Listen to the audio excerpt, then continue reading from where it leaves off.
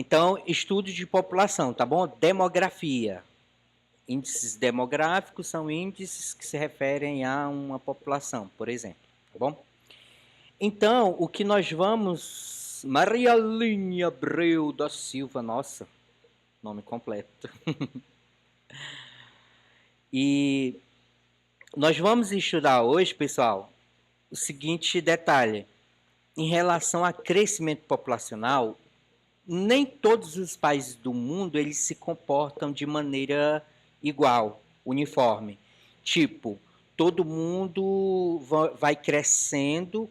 Aqui a gente está se referindo à população, número de população. Quando eu falar crescer, diminuir, essas coisas, não estou falando de economia, nada de outros assuntos aí, tá bom? É população, número de pessoas que habitam em um determinado lugar, tá bom? Então, todos os países do mundo, eles não se comportam de forma igual no crescimento populacional. Tipo, a Alemanha, ela cresce igual a o Camboja, o Níger, sei lá, África do Sul. Então, são países que se comportam diferente em relação ao número de população. A Rússia, ela cresce igual ao Japão, igual à China, igual Jamaica. Cada um tem um comportamento de crescimento populacional. E isso geralmente está associado a níveis de industrialização. Quanto mais a atividade industrial ela está presente em um determinado país, o comportamento vai ser X, vai ser de um jeito. Já outro país, onde não há essa presença da atividade industrial, não há essa revolução da indústria e tal, o comportamento é outro. É basicamente isso. A partir da década de 30, eu fico me enrolando aqui na minha fala, pessoal, porque eu falo e eu ouço depois o eco, aí me atrapalha. Eu vou tirar aqui um pouquinho. Então,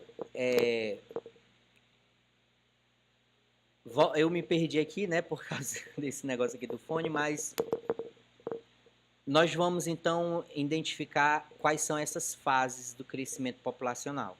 São 4 fases que todo mundo capitalista ou em geral, nem só os capitalistas também, mas todo mundo em geral, cada país ele vai passar por essas fases ou já passou por elas. E aí a gente vai estudar essas 4 fases aqui. Conforme o livro de vocês têm aí na página 96, pessoal, fase 1 ou pré-transição, fase 2, fase 3 e fase 4, que é a pós-industrial. Cada uma dessas fases, elas têm um nomezinho que vocês vão ver aqui também. No livro de vocês não tem esses nomes, mas nesse slide que eu trouxe aqui para vocês tem, ó. A fase 1 é também chamada de pré-industrial, que seria isso. Ou seja, aquele país ainda não passou pelo processo de industrialização.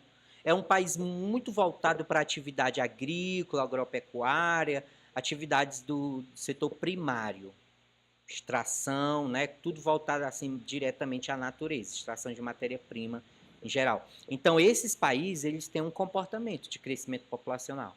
Aí tem um transicional, que é quando os níveis de mortalidade diminuem e a natalidade se mantém. Já eu vou explicar cada um deles, eu estou só resumindo aqui cada um deles.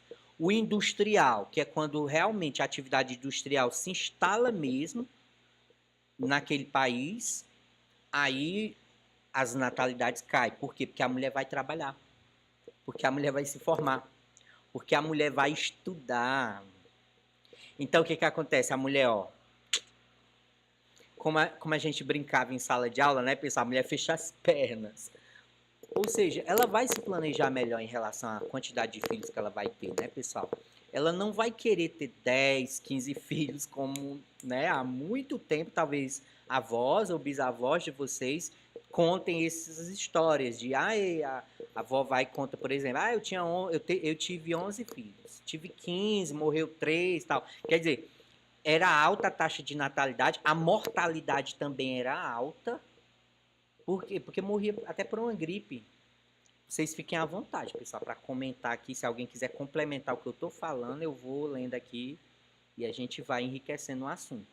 Então, depois da fase industrial, quer dizer, cai a taxa de mortalidade, cai a taxa de natalidade, a última fase é a pós-industrial. Nessa fase, essas duas taxas que já estão baixas, elas vão baixar mais ainda. E aí vai ter país que, em vez de crescer, vai decrescer, crescimento negativo. Né? Tipo, como é que é crescimento negativo? É só um exemplo assim hipotético. Num país X nascem. Que bom. Num país X que nascem 50 crianças e morre 60 pessoas, incluindo crianças, incluindo os idosos também, que já estão lá para mais de 80 e tal. Então, nasce 50, morre 60. Então, esse país não está crescendo. A cada ano ele está o quê? Ó? Fica 10 negativo, né? Aí, aonde é que não é negativo? É quando o número de nascimentos supera o número de mortalidade, né? Mas agora eu vou explicar cada um desses separados. Eu dei aí só uma geral, quem tem né? A natalidade de hoje é baixa ou alta. Do Brasil, gente, a taxa de natalidade do Brasil hoje, ela está no nível adequado para a reposição da força de trabalho do Brasil. A nível de mundo, nós ainda temos taxas muito elevadas. Então, são altas. A nível de mundo. É porque você fez uma pergunta, eu não sei se é a nível de mundo ou a nível de Brasil. Então, a nível de mundo, no geral, ainda são elevadas as taxas. A nível de Brasil, nós estamos num 1,7, que aí é a taxa de fecundidade, o número de filhos, Brasil, né? Muito bem. O Brasil, ele já caiu bastante e nós estamos no limite só de reposição da força de trabalho. Ou seja, os meninos que estão nascendo hoje, eles são suficientes para estar repondo as forças de trabalho. Ainda tem essa também, né, Tomás? Depende de qual cidade. Claro, vai ter cidades, mas a nível de Brasil, pegando assim todo mundo. Claro que cada cidade vai também ter um comportamento também diferenciado. O Tomás está corretíssimo. Vai ter cidades com números elevados, ainda as mulheres ainda tendo muitos meninos, e vai ter cidades com mulheres tendo no máximo um, e olha lá e já não quer mais saber. Mas a nível de Brasil, quando você pega todo mundo, coloca num pacote só e tira a média, a nível de Brasil, o que acontece? Nós ainda estamos repondo. Está num número adequado à reposição da força de trabalho. Como assim reposição, professor? Gente, é um ciclo, né, gente? As crianças de hoje é os que vão trabalhar amanhã, que depois vão ser os idosos que vão receber a aposentadoria. E aí é tipo, né? Quase como o ciclo da água, quando a gente vai estudar chuva, o ciclo da água e tal, a água desce, tal, evapora, não sei o que e tal, se condensa.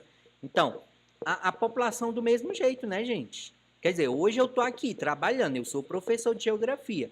Daqui a 50 anos, pode ser qualquer um de vocês, como pode ser alguém que ainda está lá no Fundamental 1 ainda, quinta série. Aí daqui a 50 anos na frente está lá ele, novamente. Gente, bom dia, boa tarde, boa noite, isso aqui e tal. Então, reposição, né? Quer dizer, eu não vou aguentar, daqui a 50 anos, tá ainda aqui gagalzinho. Tipo, na África, correto. Sim, a África tem crescimento já elevadíssimo, alto. As mulheres têm muitos meninos. Isso, correto. Os países, então, ó, vocês já estão pegando aí a situação. Os países que estão na condição pré-industrial, eles têm um índice de população, de crescimento elevado. Né? Aí as brincadeiras que vocês faziam em sala de aula, porque toda aula que a gente ministrava nesse sentido, você não tem televisão, é porque não sei o quê. Então tem essas coisinhas, né? Quer dizer, no passado aqui no Brasil não tinha televisão, as pessoas ficavam só tendo filho, então esses países pobres também, não sei o quê. Então, essas brincadeirinhas vocês faziam em sala de aula, né?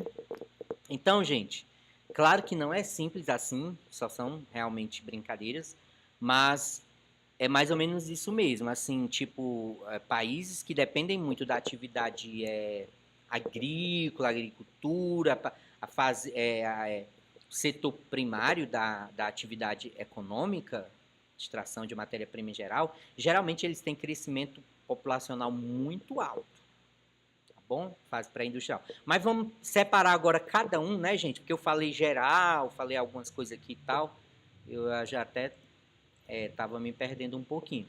Antes de passar para esse geral, vamos à definição do que é transição demográfica, essa teoria. Porque eu já passei logo, foi para apresentar as 4 fases com os nomezinhos, porque no livro de vocês não tem. Aí tinha que falar, porque no livro não tem. Por isso que é importante assistir a aula, porque eu boto essas perguntinhas muitas das vezes lá no Google Sala de Aula, a pessoa não sabe, né? Teoria da transição demográfica. Vamos ler aqui, gente, ó. Transição demográfica é modelo da mudança econômica e cultural para explicar a queda da mortalidade. Gente, é o que cai primeiro, é a mortalidade. Vamos lá, tem um país que está tudo alto, morre muita gente, nasce muita gente, tudo é muito alto, né? E aí o que acontece? Ou sem problema. Então, a primeira taxa que cai é a mortalidade. Primeira que cai. Aí a natalidade continua lá, é elevada. As mulheres tendo muito menino. Mas a mortalidade cai primeiro. Os velhinhos começam a ter uma qualidade de vida melhor e tal, não sei o quê. Lá na frente é que a outra acompanha e cai também. Daqui a pouco a gente vai ver. Calma aí, que são cenas para os próximos capítulos. Taxa de mortalidade e natalidade. Voltando, gente, porque me perco aqui, ó. Modelo da mudança econômica e cultural para explicar a queda na taxa de mortalidade, depois a queda na taxa de natalidade e o aumento na expectativa de vida nos países ocidentais após a industrialização. Então, essa teoria da transição demográfica, ela vai explicar isso. Por que cai a taxa de mortalidade primeiro? Por que cai a taxa de natalidade depois e a expectativa de vida nos países ocidentais, principalmente os países centrais desenvolvidos, eles começam a experimentar uma expectativa de vida maior. O que é expectativa de vida? É o quanto eu espero viver nascendo em um determinado lugar, em um determinado ano. Se eu nasci em 2020, lá no Camboja, sei lá, Níger, um dos países mais pobres do continente africano. Qual é a minha expectativa de vida? Eu vou viver até mais ou menos quantos anos? Tendo a qualidade de vida que tem lá. Questão de saúde, questão de educação, questão de estrutura. Né? Quer dizer, quantos anos provavelmente eu vou viver? Será que por causa de uma gripe, uma diarreia, uma coisinha às vezes simples, na maioria dos outros países desenvolvidos, eu vou morrer lá nesse país que ainda está na fase pré-industrial dessa teoria, né? Então, e se eu nascer no Japão? E se eu nascer na Itália? E se eu nascer na Alemanha? Um desses países centrais, países desenvolvidos? Quantos anos eu espera-se que eu viva? É a mesma coisa se eu nascer no Níger? Então, essa teoria ela vai explicar exatamente isso, essas diferenças entre essas taxas e essas mudanças, porque tem país que está mudando, quer dizer, estava numa situação, vai para outra, o Brasil está nesse processo, gente. Nós estamos em um processo de mudança no comportamento do crescimento da população. Por isso que recentemente foi necessário se fazer uma reforma de previdência, porque os nossos velhinhos, graças a Deus, né? Nossos velhinhos, eles estão vivendo mais.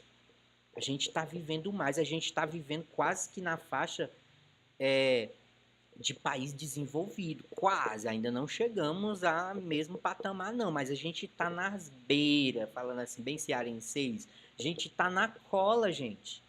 Apesar de não termos atingido economicamente essa condição, né, de país desenvolvido, resolver o problema da fome, desigualdade, muita gente rica demais, enquanto outros pobres de maré, maré, maré.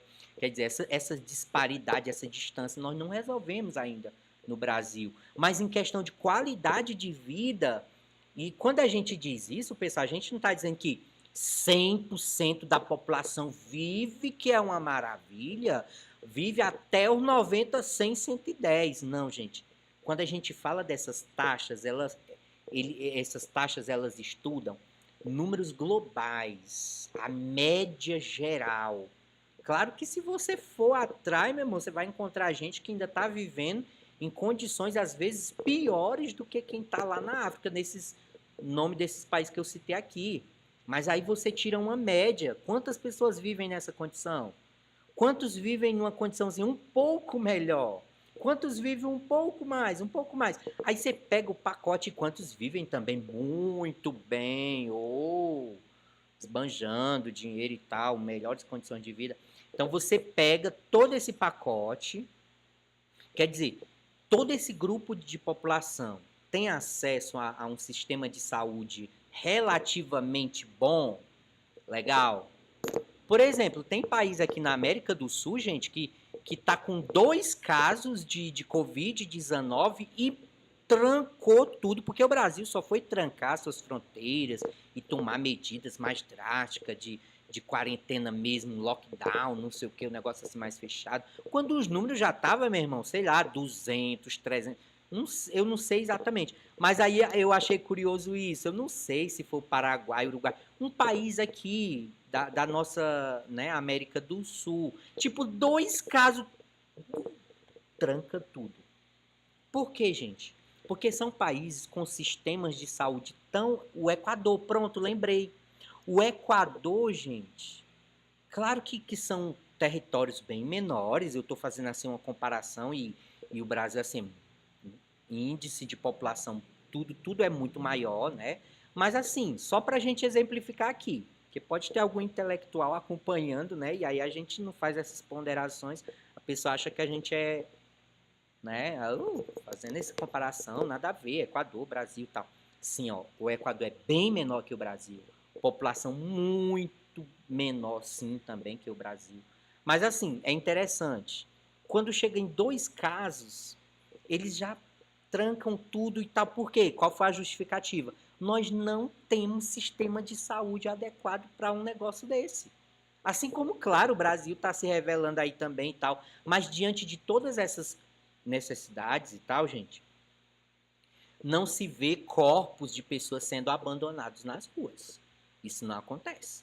Tudo bem que estão cavando aí lá na.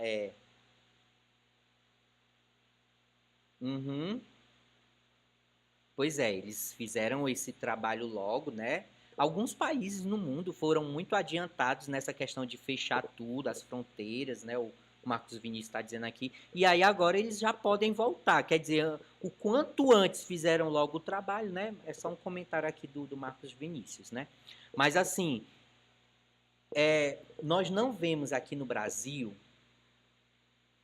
porque no Equador, gente, eu acredito que se vocês pesquisassem, vocês encontrariam, e é horrível os corpos das pessoas sendo deixados nas casas, não tem local, não tem espaço nem no cemitério, gente, não tem estrutura nem para enterrar as pessoas, que é uma coisa tão básica, o sepultamento.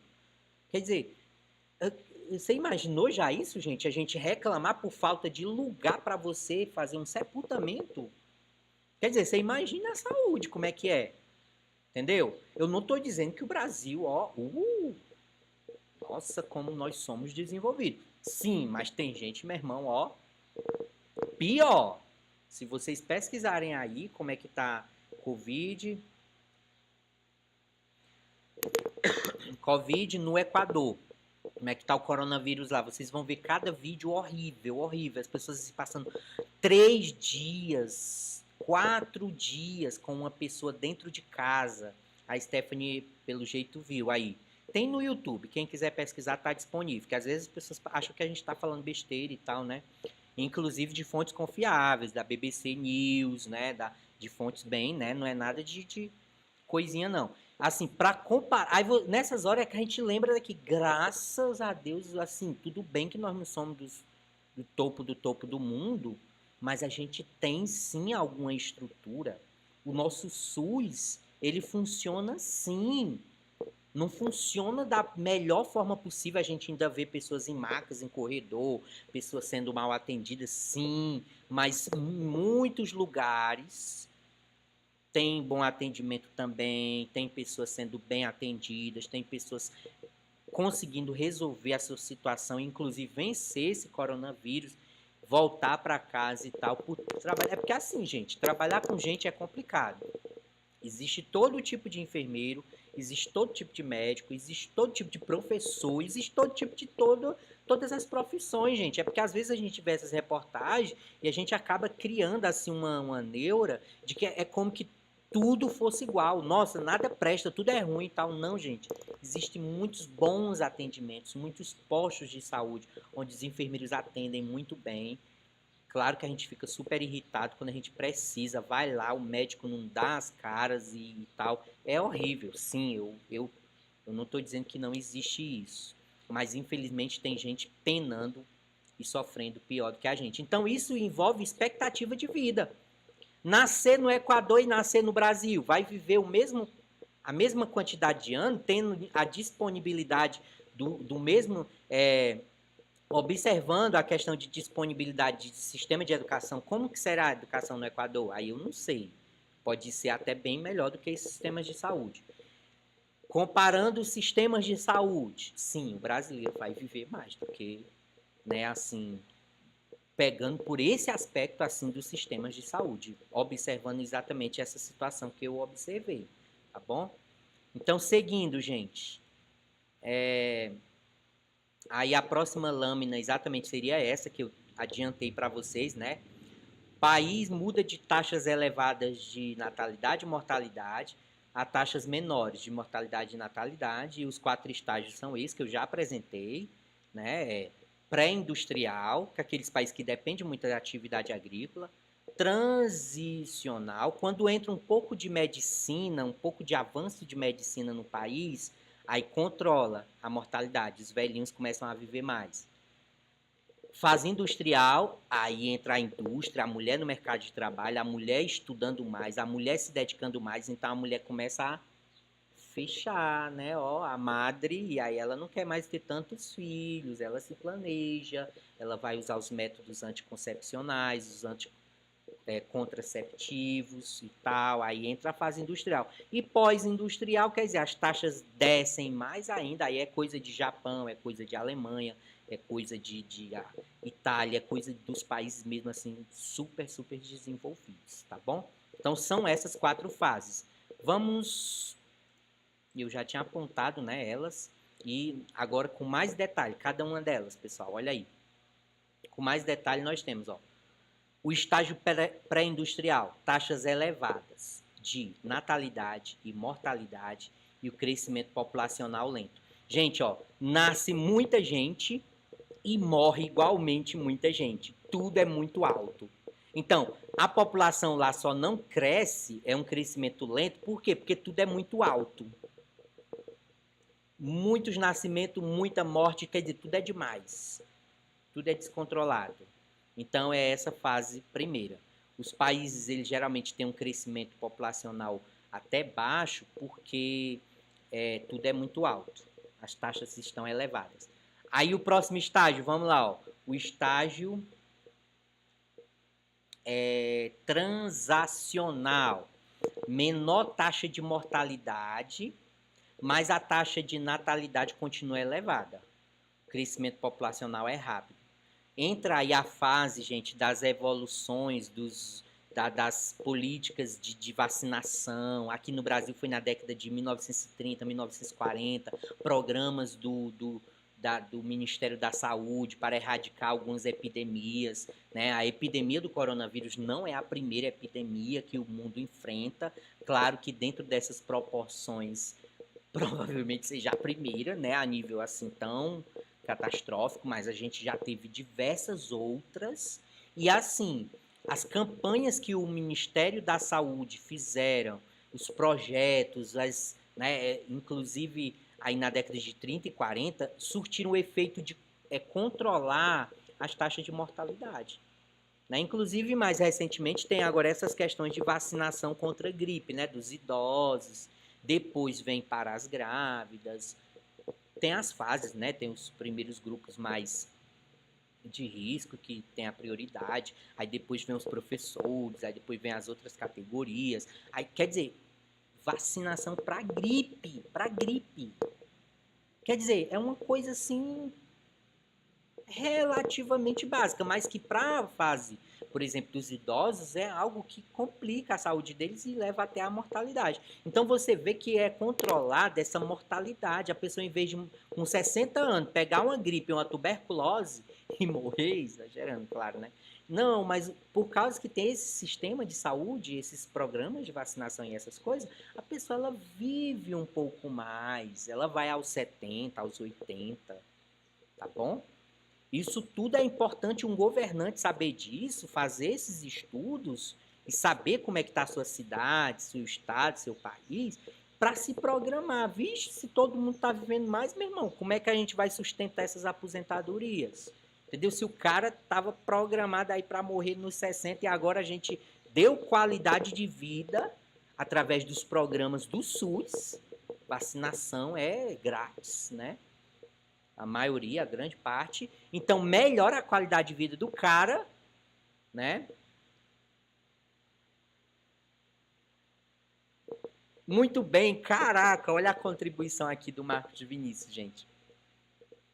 A nível, assim, de história, a vacina mais rápida que foi desenvolvida, assim, o recorde, foi com 4 anos. Quer dizer, começou-se a desenvolver determinada vacina, eu não sei exatamente qual foi, se foi da, sei lá, se foi a vacina contra a rubéola, se foi a vacina contra malária, eu não sei exatamente qual foi essa vacina, mas eu já vi sim essa matéria sobre isso, né? A vacina mais rapidamente, que foi desenvolvida em um tempo recorde, mais rápido, ela levou 4 anos. Agora, claro, nós estamos em uma condição, Marcos Vinícius, em que o mundo todo está investindo pesado para o desenvolvimento, porque todo mundo está desesperado. As empresas estão investindo, os governos estão investindo. Quer dizer, essa que levou 4 anos, ela estava em um outro contexto, em que o mundo todo não estava preocupado com a mesma coisa. Por isso que eu acho que aí é que está a diferença desse Covid-19, é porque é todo mundo ao mesmo tempo. A China já passou por um Covid, um coronavírus, em 2003, 2012 teve a SARS, que afetou ali os países asiáticos também. Já teve a peste negra, já teve várias, mas assim, gente, eram coisas que ficavam restritas a determinadas áreas no globo. Então, quer dizer, só aquelas áreas, geralmente, claro que se espalhava, mas não na mesma intensidade.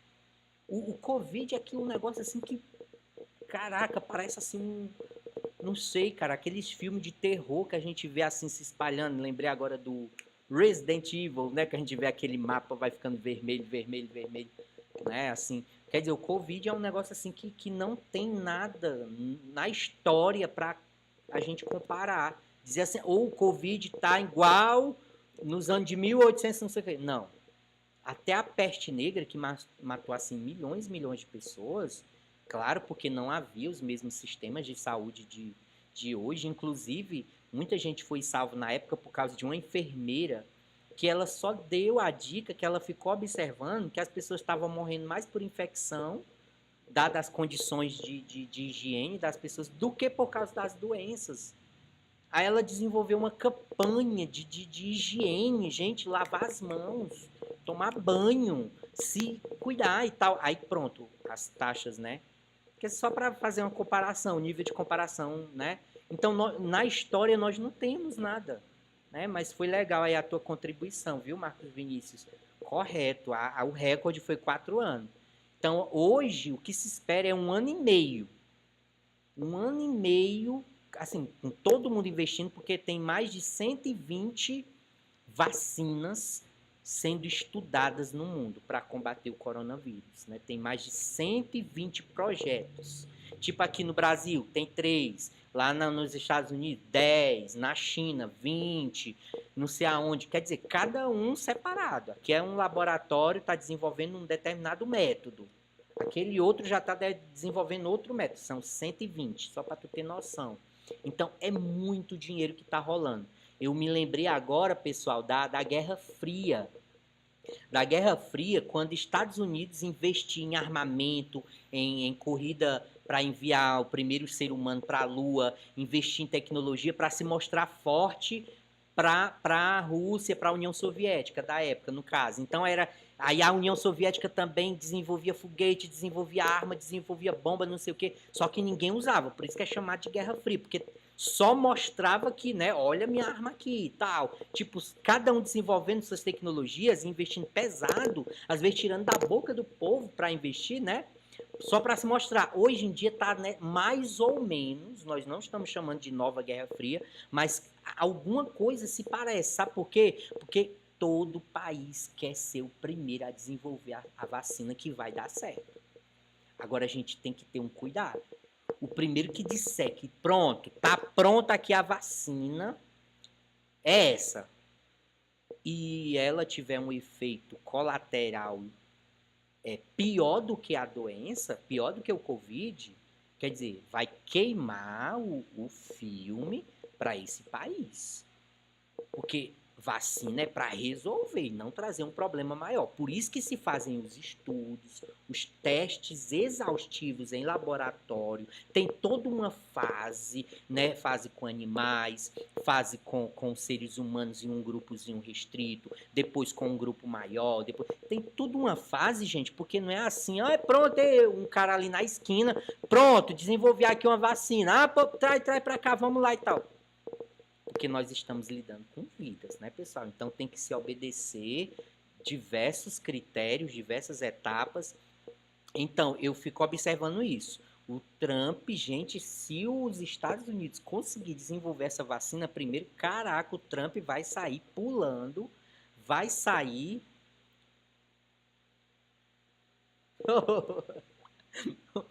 Gustavo ter cozinhado um morcego. Oh, meu Deus, na Guerra Fria o povo com as armas, agora é o Covid com as armas super difíceis. Pois é, tipo, super difíceis.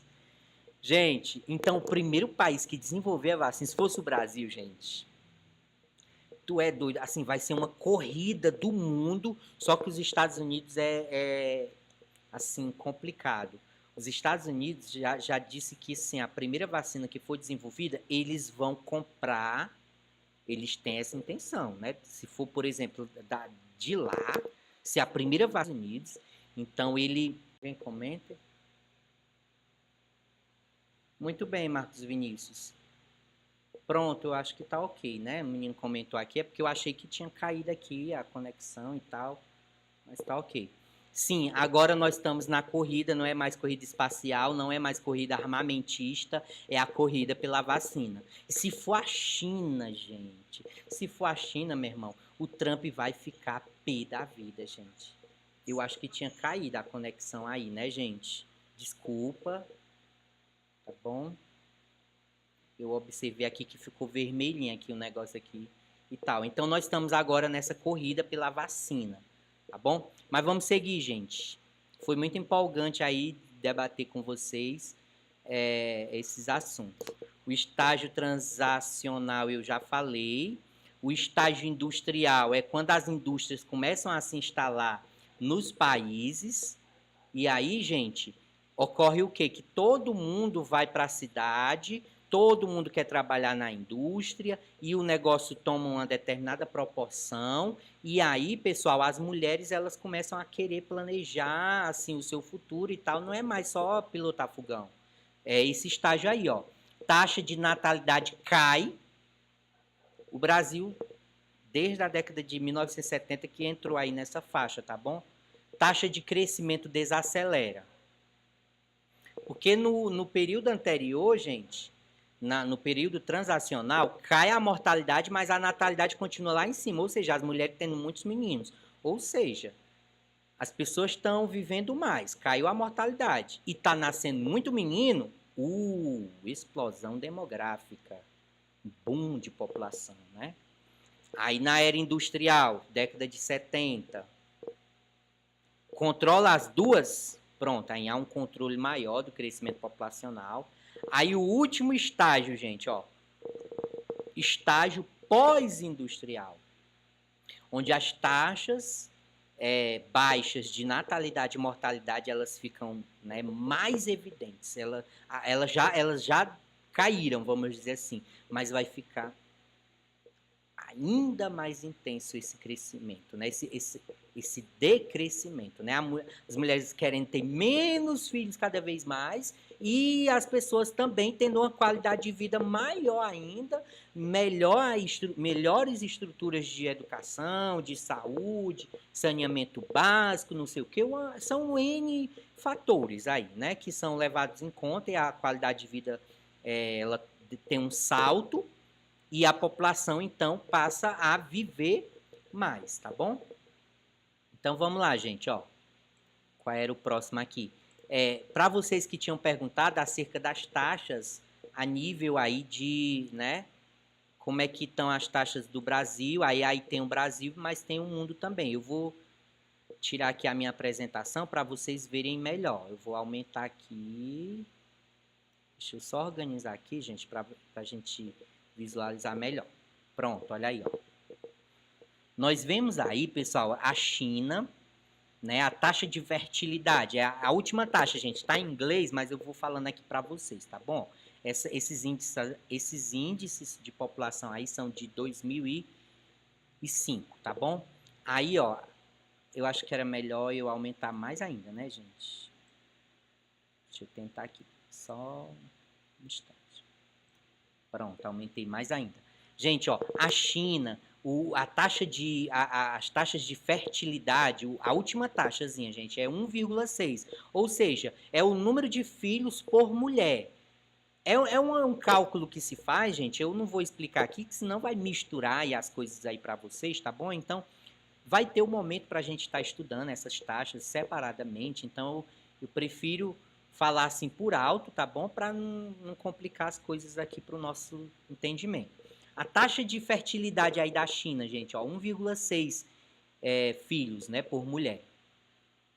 A Índia, 3, ou seja, bem elevado, né? A Índia, assim, comparado com Estados Unidos, gente, 2, viu? 2 filhos por mulher, a taxa de fertilidade.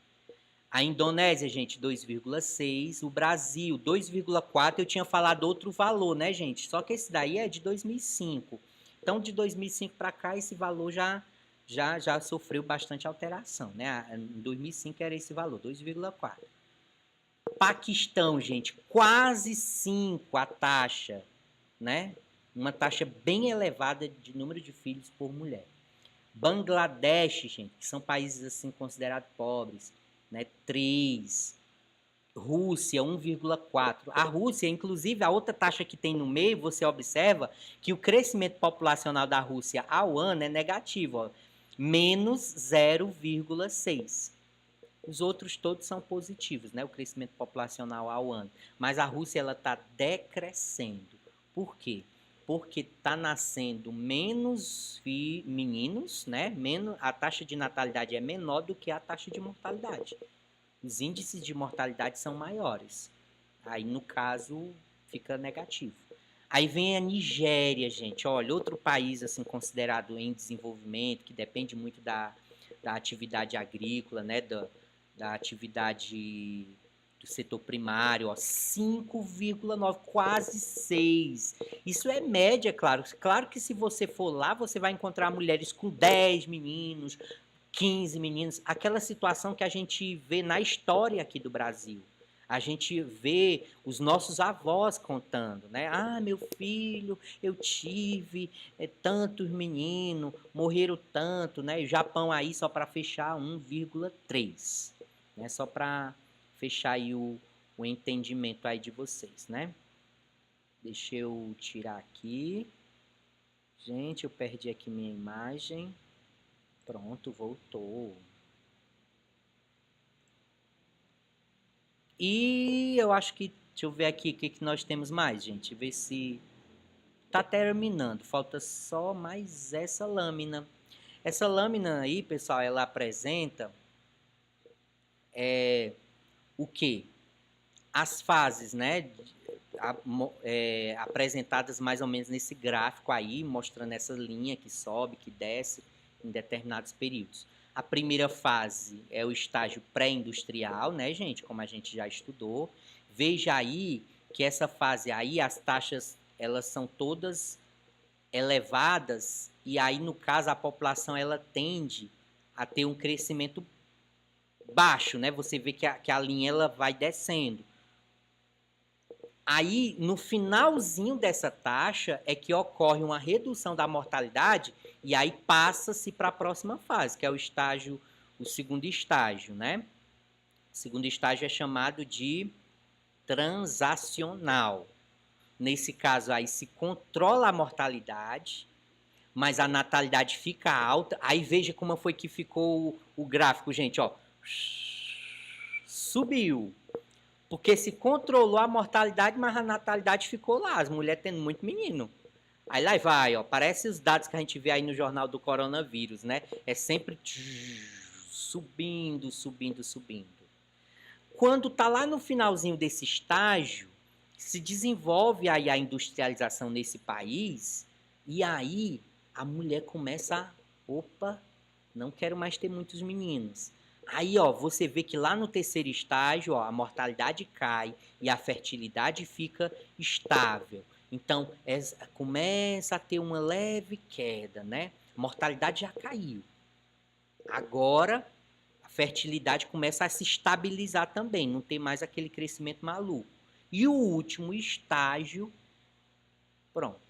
Há um controle daquelas taxas. Na verdade, para representar melhor, era cair, era um pouco mais, segundo a nossa descrição anterior, né? É uma queda ainda mais acentuada, né? Para ficar mais bem representado com a teoria que a gente apresentou anteriormente. Tá bom? Então é isso, pessoinhas. Daqui a pouco vai aparecer, deixa eu olhar aqui a oração, daqui a 10 minutinhos, né, já vai aparecer